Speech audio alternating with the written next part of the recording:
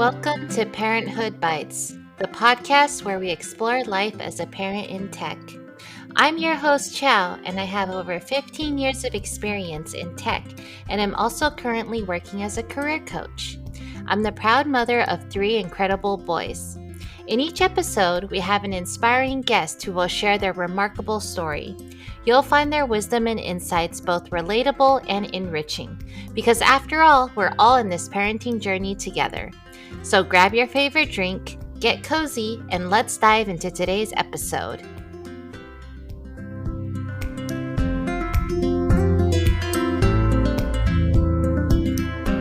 Hi everyone, welcome to episode 73 of Parenthood Bites. We're here with Virginia Frischkorn, who is an award-winning former event industry professional turned startup founder. She is currently the CEO and founder of Partytrick. Hi Virginia, I'm so excited to speak with you today. How are you? I am doing so well. I'm so excited to be here with you today. Yeah, I'm so excited to talk to you. Thanks for being on my podcast. Yeah. I understand that, you have your company Partytrick. It's super exciting. I was hoping you can tell me a little bit about what you do and how you can help folks. Definitely. So, I spent the first 16 years of my career in the luxury event industry as one of the top event planners in the country. And then since I have transitioned to launch Partytrick. And we are a platform that streamlines the event planning process by providing these curated playbooks, we call them blueprints. And it has all the tools that you need to bring experiences to life. And whether you're a mom planning a dinner party or a kid's birthday party, or even a brand executing a large-scale experiential marketing style event. It basically operationalizes playbooks. It's all the event tech you can imagine smashed into one single source of truth, making it like you've got a virtual party planner in your pocket. Nice and easy. That's so cool. How did you make that switch from event planning to starting this business? Not the typical trajectory, right? So I actually started my career in my early 20s in the events department at a luxury hotel. And I was tasked. It was a boutique hotel that got taken over by one of the GMs, was a Four Seasons guy. And he basically forced me to write all the SOPs for the hotel, and specifically within events and catering and room service. Long story short, it started my love for documenting everything and coming up with workflows and efficiencies. 2 years later, when I started my first company, which was called Bluebird Productions, I started documenting the same things. I just was terrified. What if I can't be there? And sure enough, that happened when I had my children. I had woke up with a burst appendix the day of a multi-million-dollar wedding. Oh my gosh. And so I realized, look, this is broken. Why don't we go ahead and document and create systems, create workflows? 1, so we can actually get back to what matters most. 2, train staff faster. But then what if someone can't be there? In events, it's so scattered. So when 2020 hit, I realized, look, I'd have 15 plus years of documenting everything. We had all the structure for basically a backend, a database structure of this, all the SOPs, all the templates. Why not build something that would make gathering accessible to all? Everyone deserves. Gathering is a necessity. It's not a luxury. People need to get out and entertain and go online to get offline. So that really led to this, let's build a tool that makes it accessible, because I don't know, as I was looking for tools, they didn't exist. So saw this gap. Wow, that's so cool. So how does your tool work? Does someone just input what they need and you give them the templates, or how does that work? It depends on the user. So we kind of have 3 core users, from a consumer to a small business to kind of an enterprise offering. And for the everyday, so if I'm using it as a mom, or I'm using it like my little sister might be using it, we go on and you can set up an event, and then you can select what we call these blueprints. And they're curated gatherings that kind of give you guidelines, so you know that everything matches and it works. So here's an elevated bachelorette weekend to, a kid's unicorn birthday party, what to do, when to do, how to do it. And it tells you where to go buy the cute things, how to put them together to DIY them. But then there's a project management base. And within that project management base, it tells you what to do, when to do, how to do it. And if you're co-hosting, you can assign tasks and responsibility. So that's really applicable as well for that small business user. They go on, they might be doing a holiday office party, right? It might be an EA at a dentist office, and they've got to do the holiday party. So they can go, and instead of going on Pinterest and trying to curate the whole vibe, they're already curated for them. And then for our brands, we basically take all of their brand decks and their brand guidelines, and we operationalize them. So a lot of them know what they're doing, but they're missing pieces. So we can curate these large branded events. So the blueprints are really brand specific. It's it's a white labeled solution for them. And then anyone can get on, whether it is, a CMO or whether it's an intern, and the tool is already loaded with everything that's brand approved to make it really seamless for execution. And all the tasks are in there. You don't have to rely on anyone's brain. So it kind of has everything from budgeting tools to invite tools across the board, but starts with that: set up your event, find your blueprint. All right, now let's go take it and run with it. And it sounds like you don't necessarily need a person to help or oversee it. It's like, hey, they can self-serve pretty much on your platform. It's pretty much entirely self-serve. And the nice thing is we do have partners where it's like, look, I want to have staff there, or I want to bring in a florist, or I want to bring in a day of coordinator. We have partners for all of those things to make it seamless to find them. Or you can actually, because it's a collaborative tool, invite your planner who you might already have, who's just executing, to come in. So you're like, here's what I planned, and not have to send them 500 different emails and like spreadsheets or notes and sticky notes all over the place. So it's a really seamless way to kind of knowledge transfer. That's so cool. So how can people find you? So you can find us at partytrick.com, and we're at Partytrick on Instagram, at Partytrick on TikTok, obviously LinkedIn. But the best thing to do is just check out the website and download us from there. Thanks for sharing that. And thanks for providing this. I can see it helping so many parents, right? So many busy parents planning kids' birthday parties. And oh my gosh. Completely. And one of the best things from evolving from a consumer platform to this dark financial model is actually B2B SaaS. But part of that allows us to offer our consumer offering for free, which again, like, I want everyone to be able to go out there and have this great experience. And because we're not monetizing off of the consumer, because we are with business, because it's more bespoke offering, everyone can have it. And like, I mean, everyone should be able to have it. People used to pay us hundreds of thousands of dollars to do these events for them with my old company. And now it's like, you get all of those playbooks and like in the back of your palm. It's just so much easier. I didn't realize it was free for consumers. So all the parents should definitely check it out for your next. So parents, check it out. We have enough things on our plate and we get tagged. I mean, I'm a single mom. I have 2 young kids. I have to pay for everything. And the more you get, like, I just need a helping hand, right? Everyone needs a little party trick. So I love the consumer experience. So I want to make sure that everyone gets it. Yeah, that's so awesome. So how old are your kids? So I've got 2. Zach is my 10-year-old and Elizabeth is my 8-year-old. Oh, so when you were starting your business, were they little? Tell me a little bit about, how you started your business while raising 2 young kids. I started my first business with Bluebird Productions, when I was 24. So I was a baby myself and had that business through having both of my kiddos. My son it was right after he was born that I got on one of the top 50 planning lists by Vogue for the first time. And I remember being like, I had this new bundle of joy. And then I started getting a ton of national and global acclaim. It was amazing. And honestly, having the children really forced me to like get really strict about documenting and these workflows, because I started to realize, look, I now have even more on my plate. And I mean, I hate validating what people say, but like mommy brain, when I wasn't sleeping, I didn't remember things the way I always did. And so it was a temporary period, obviously like hormones play a role into that one, but I was like, okay, cool. I had to create these backstops, and that really actually allowed me to build part of the tool. And then fast forward, Partytrick launched in 2022. So it's only been around for just under 3 years now. And so my kids actually have been really involved in the process of, they like helped choose the name for it. They actually help along with some of their friends. We do a lot of market research with the kids in terms of the kid content we put on there. Like, what do they actually want? Because I think a lot of kid products aren't actually tested well enough on kids. Right. So, it's funny. We had a podcast when we launched, and we'd bring on some of their friends and like, what would be the perfect kid slumber party? Oh, that's cute. Yeah. Again, smaller segment of what we do, but I think it's amazing and I love including them. I want them to see, if you have a dream and you want to go out and build it, here's how you build it. And it's a lot of hard work. While they're at skating, while they're at basketball, I'm sitting there on my computer fixing things, being present, but doing this nice blend. And they get to understand this is how you build a company. It's really cool. That's really awesome that you bring them along with you and also kind of test it with them, see how they respond. And so they feel like they're a part of it, right? It must be really awesome for them to see like, wow, this business blossom with them involved. Oh, it's so cool. And then my son's so cute. He brings up brands that he wants us to do partnerships with. So he really wants a partnership with Crocs right now. I'm working on that one for him, which I love that. I didn't realize is a Colorado-based company as well. They're actually just outside of Denver. And I'm like, all right, I got to figure out how to make this one work for him. I don't see it yet, but it will one day. Oh, that's awesome. So he has these ideas that he's passionate about, right? That's so cute. He's like, you've got to figure out how. And, especially evolving from kind of, a mommy who's like a great event planner, having to like throw parties for them. And now in this space, my son thinks it's so cool because he's such a little mini engineer and like he's already learning to code. It's so funny. But he's like, Mom, who do you know that's a gamer? Who designed this game? I'm like, not my network, sweetie. But it's amazing to kind of like loop them in and get them just thinking about like what might be. And if you want to do something, like you work hard and you can go build it.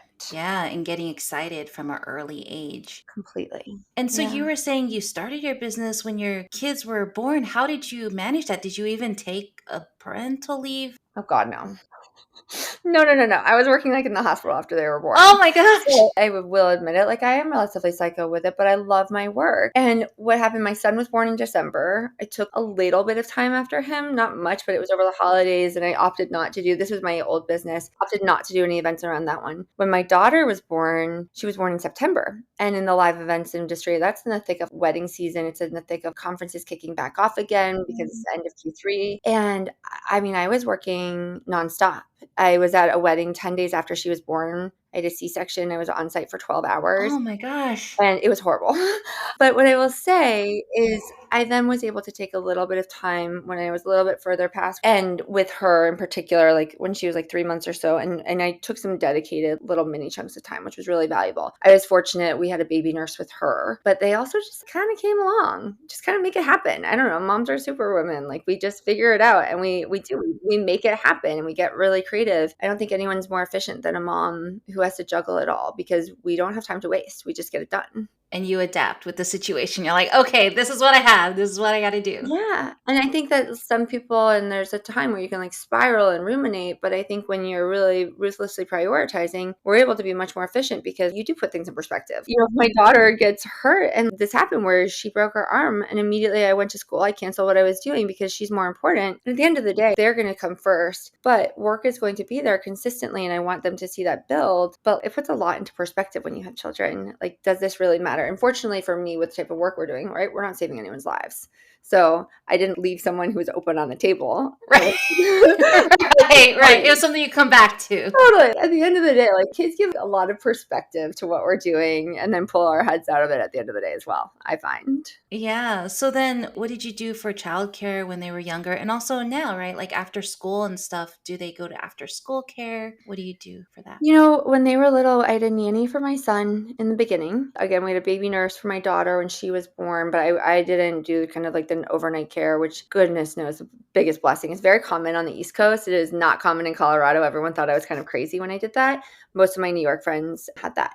So yeah, had a nanny, and then we started daycare when they were quite young, like 6 months or so. They've gone to school obviously ever since. They are very busy after school. They both have 1 to 2 activities every day after school, and I rely a lot on friends to shuffle them around, and I'm there a ton. I have a hold kind of a unique schedule such that like I get up very early. I typically wake up at like 3:30, and I do deep work between 4 and 6, and then I get them up. But what that allows me to do, presence is the greatest present, and I want to be there. I want to be there for skating. I want to be there for basketball. I wanted that valuable in-car time with them. And so my team knows this, and I support this for the moms on my team at work right now as well. There's such a limited period of time. So I don't actually have a babysitter who runs them around after school, but I've structured my life so I can make it work this way. And it's a finite chapter, but it's what works for me and what I'm prioritizing. So for better or for worse, I have very limited care, but I'm also divorced. So I will say I'm not with them 100% of the time. And as such, when I'm not with them, at the moment, I'm not with them. I'm working, not working all the time, and then a little bit of personal life. Not much, but some.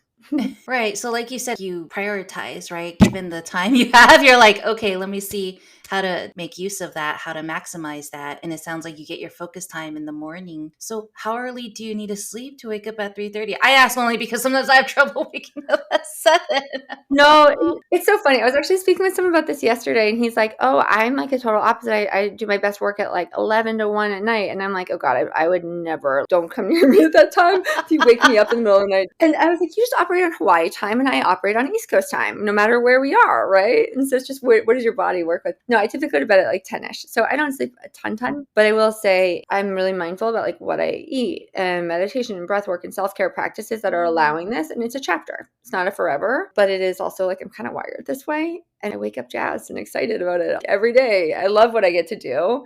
And I love the impact that we're going to have. That's awesome. When you find something that you really love and you're passionate about, it seems like that's what's driving you and keeping you energized. How are you making time for like self-care? You said like meditating and things like that. I mean, your schedule is really busy. How are you putting that in there? And were you always able to add that in or? Yeah, I'm a big believer in planning. Like, as you can tell, I'm an event planner, but I'm also like, I'm a planner in general. Like, I love different plans. And if you have a plan, you can go execute upon it. But obviously, plans are always going to change. And I look at my life in this structured, but everything changes, right? So I might have best laid plans, but they change. So I block in like, okay, here are my routines so I can do it without having to think. Like, I know every night when I get in bed, I do a hypno breathwork session and I put myself to sleep. This is what I do. And it just happens automatically at this point. Similarly, like, I'm a big runner. And when I go run, I also do some of my best thinking. Like, everyone says they think in the shower. It's not my spot. I think when I run. So I do prioritize getting out, getting in that fresh air to make sure, one, my stress level stays lower. And for me, that's deep work and deep thinking time. Sometimes I will be a little bit crazy and I'll like leave myself voice memos, all the ideas, or I'll leave messages from my virtual assistant when I'm running. I'm like, hey, can you draft these emails? Because my brain doesn't stop there. So I build my schedule intentionally to make sure I get those things happen. And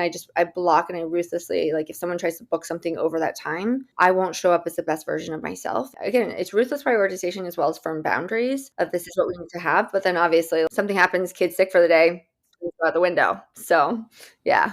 Got it. So really setting those boundaries and really prioritizing. You mentioned hypno breath. I was writing that down because I've been having trouble sleeping. So I was just curious what that is. Is it an app that you listen to for it or what? Yeah. So I stumbled upon actually a woman that I connected with in a networking community a handful of years ago is a hypno breathwork coach. And it's a type of breathwork that basically changes, your brain waves and it gets you into a certain state depending on what it might be. It might put you into a flow state. So you basically, it's a style of breathwork with the goal of either putting yourself into kind of a deep meditative state for sleep, for focus, whatever it might be. And so she does this 3-part breath. But for me, it allows me to kind of be really mindful and intentional without just sitting there being like, wait, I'm meditating. What am I meditating on? What am I listening to? Which is how my brain would go. It is a guided app that I listen to. I go to her classes when I'm in New York City. She has an app. I have a couple other apps. So based on voice and like how tired I am of one or the other, I just throw a different one on. And it's like kind of coached guided breathing, keeps you in a certain breath pattern. And then ultimately I'll do it for focus as well in the middle of the day if I can't get back into focus mode and, brain's rolling around. Okay, I can do a 5-minute breathwork session, in, out. And all of a sudden it's typically in and out. I'm able to kind of get my focus back immediately. So it's just a really intentional breath work. It's not the best.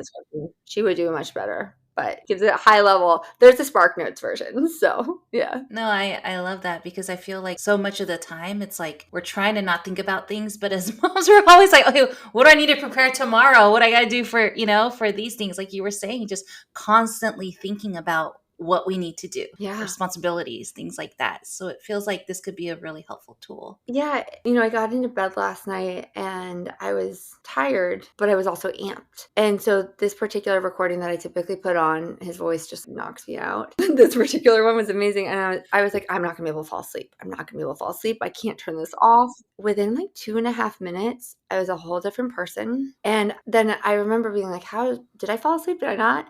And this morning when I woke up, I was like, yeah, I don't remember any of that. I think I maybe made it 3 minutes and I was out flat. So it's an amazing, and because there's that routine, my body's also trained. I hear the voice, I hear this, and my body's going into that. It goes a lot faster. So the repetitive nature, again, like anything, when you're doing something consistently, your body knows what to do. It listens to you. I love that. I'm going to go try that. That sounds really, really neat. I love breath work. It's helped so much. Okay. And I think it helps with meditation too, right? To focus on your breath. Very, very much so. I think for me, if my mind's wandering, I'm supposed to think about one thing. The easiest thing to think about is breath in, out, and counting those. It's one of the easiest. For me, ease and simplicity is name of the game, right? Yeah. Because I'm always looking at different things for parents for like self-care and stuff. Because so much of our time, we kind of deprioritize that, And so I'm like, okay, how to make it easier, how to prioritize it. And it sounds like you've gotten it down down to like these little short segments. And they're short snippets, right? You can do something within 5 minutes. I think we often think if we don't do this to like the next level, if it's not totally extra, it's just not good enough. 5 minutes is all it takes for a lot of things. Even in like just squeeze in, I can't believe I'm going to admit this one, but like yesterday, I knew I wasn't going to have much workout time, but I knew that one of my calls was like a call, not a Zoom. I 100% was doing bicep curls and I was doing tricep dips and stuff like gently on it. I had a band right by my desk because I'm like, I need to just move my body and get the blood flowing. Right. And you can't do it on a Zoom, right? People can tell what you're doing. And I'm not huffing and puffing, but I'm like, I need to get the blood flowing. And that's 15 minutes. And I felt so much better. Little bits here and there, they add up. That consistency really matters. Yeah, yeah. I would say as well with the breath work, it's something I do with my kids a ton. And my son can get activated very quickly. He is very like hot-headed. My daughter is not. And I think it's something that I brought and I'll put my hand on his tummy and I'll be like, especially if he's like really activated. I'm like, all right, let's just get your tummy as big as possible. Try to push my hands off, like pretend that like, you have a balloon in there. And he hates it initially. And now, a couple of years into this, he knows and he can use his breath to calm himself down right away. Oh, wow. And I grew up in a family where so much was not shared. It was very just waspy, put it that way. And in that case, I want my kids to see that we have emotion and we have lots of feelings, and feelings aren't a scary thing. Like they're normal. And so my kids, if they see if I'm getting agitated, my kids now will be like, just breathe. Yeah, so they'll help you They'll help me utilize those them. tools. Yeah.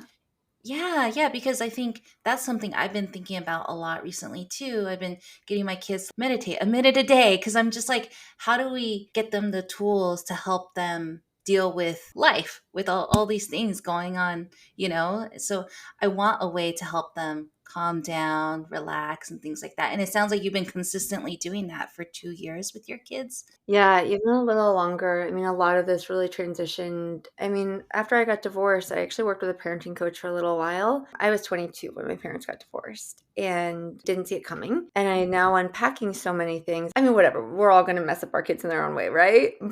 And we hope we don't. We hope we're just like show up and do the best we can. But I remember working with this coach. I'm like, okay, I want to set myself up for success. I want to set them up for success. They're going through, I mean, they were babies. They were so little. And for me, as I looked at this, okay, what are some of the very basic things that we can implement on a day-to-day? And a lot of it's emotional regulation, especially we knew this about my son at an early age, that he's just hot-headed. So how do we work through that? And so I want to model the behavior because I didn't have that behavior modeled. So if we model the behavior we want to see, good, bad, kids do whatever it is. We want our kids to behave poorly, we behave poorly. When our kids are behaving poorly, it's also time to check what we're doing. They're little sponges. So it was a really informative chapter. So I've been implementing this for a while now. Kids are just direct reflections of us, right? Indeed, they are. And it's great that you're being intentional about like, okay, how do I set a good role model for them? How do I help them with that? And I think that, was one of the things for me when I was like just working a lot and just not being my best self in front of them. I had to step back and be like, okay, how do I not let that trickle into my daily life? Yeah. It's an interesting balance that you bring that up because it's like, how much work do you bring into your daily life versus not? And right now, as I shared, like I let mine come in a ton. However, they know that if they need something, I'll put it down in a heartbeat. Like I mentioned, I mean, break an arm, that's not a everyday occurrence. Hopefully for us, it's only happened once. But if they need me, they know I will stop. And so it's making sure, okay, cool. At this time, like you're going to go and iPad or read or go play soccer. Mom's going to do this. This is what's working. But at the same time, I bring it in because I want it to be a reality. But if I see it negatively impacting their behavior, I cut it in a heartbeat. At the end of the day, the most important thing. And like, is 20 minutes really going to make that much of a difference with what I'm doing? No, I'm putting that email aside. If I don't get that out until tomorrow, it'll be just fine. So it's about the intentionality in terms of how much it's dominating all of our lives. Letting them know first and foremost, most important. They know that they're more important. They see the positive of it, but it's like you're being mindful of like, okay, I'm not carrying over the negative aspects. And they know now's the time, mom's working, but if I need anything, mom will always be there, right? And you're being present, going to their events and things like that. So they know that it's not work takes over everything. It's there's work, but there's also time for kids, time for family, and things like that. Yeah. And I mean, inevitably, we're always going to miss certain things and we're going to screw certain things up. And then it's also a good lesson in teaching, like, hey, I screwed up. I missed some. Actually, I didn't miss something, but something went into my calendar wrong with one of my son's appointments. It was actually for an appointment for a basketball game. Of course, I put it as an appointment in my head, right? And we make mistakes and that happens. And then we show them, and here's how you recover from the mistakes. Again, it's the modeling. Yes, you're going to be first and foremost, but if I make a mistake, I'm human.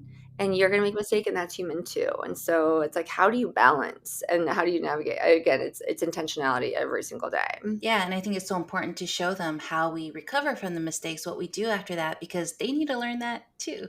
Oh, yeah. So if you could give one piece of advice to parents that are growing their businesses while raising young kids, what would that be? What is something you wish you knew before you embarked on that journey? Oh, it's giving yourself grace. I think as, women, we can tend to be really, really hard on ourselves and we feel like we're constantly failing at everything.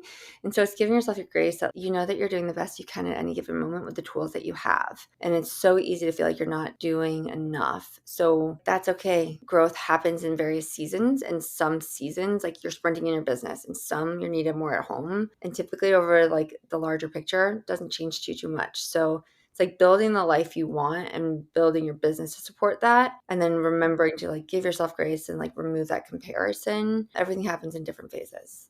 Yeah, that's huge because we are our own biggest critics, right? Indeed. Yeah. I mean, I know it sounds silly, but no one else knows what your plans are typically unless you really broadcast them. And whether that's like, I actually tell this to clients on the event front. No one knows that your napkin was supposed to be this shade of pink versus that shade of pink. You're the only one that knows. Yeah. You're the only one that knows this, and this is the same in business. No one knows that you missed your Q1 goal. Maybe your boss does, but like in my case, like I have my secret goals and then my goals that I share with my team. Does it really matter that much, and do they think less of me if we miss it by a little bit or whatever it might be, or we exceed it? Honestly, no one really cares. We care more about ourselves in this way. So that judgment and thinking about what others. So it's like, if you just remember, hey, yeah, we didn't, or we did, and like give yourself grace, and you're doing the best with what you've got at any point in time. It's a big one. I love that. Thank you for sharing that. Yeah. We'll be back next week to chat with Virginia about her pandemic journey and how she expanded her business as her kids started elementary school. Take care and hope you all have a great week ahead.